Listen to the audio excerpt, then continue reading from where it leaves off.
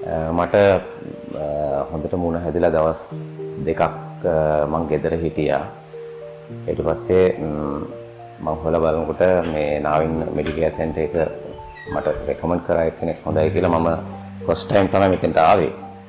හැබැයි ඇවිල්ලා පල්හරි රිසෙප්ෂන් එකට ආපු වෙලේ ඉඳලා මට පුදුම සහයෝගයක් දුන්නා ස්ටාෆ් එකකින්. මාව එක්කන් ගියා ડોක්ටර්ස්ලා ඉන්න තැනට. එතනදී කොහොමගේ විස්තරය ඔක්කොම අහගෙන ඊට පස්සේ මේකේ ඩිරෙක්ටර් ડોක්ටර් රත්නායක මමත් ඒ වෙලේ තමයි දන්නේ. බොහොම සුහදව ඇවිල්ලා මේ කියන්නේ අසනීපයක් කියලා කියන්නේ මිනිස්සෙක් අසරණ වෙච්ච හොඳටම අසරණ වෙච්ච අවස්ථාවක්. ඒ වෙලෙදී මේ බෙහෙත් වලටත් වැඩිය අර මනුෂ්‍යත්වයෙන් සැලකීම හරිම වටිනවා. ඒ වෙලේ පුදුම ශක්තියක් එනවා ඒ අසනීපේ වෙච්ච මිනිස්සයාට. ඉතින් ඒ සහයෝගය මුල ඉඳලම මට ලැබුණා. ඒ වගේම ට්‍රීට්මන්ට් පැත්තෙන් බැලුවාම උදේ දවල් රෑ බලන්නේ හැම වෙලේම කෙයා කරනවා.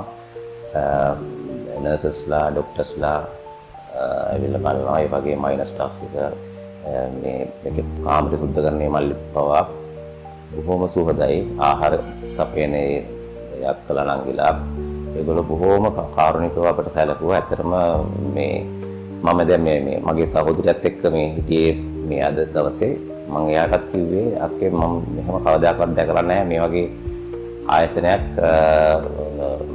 මේ ලෙඩුන්ට සලකන මේ කියලා මම කතා කරා අක්කත් එක්ක.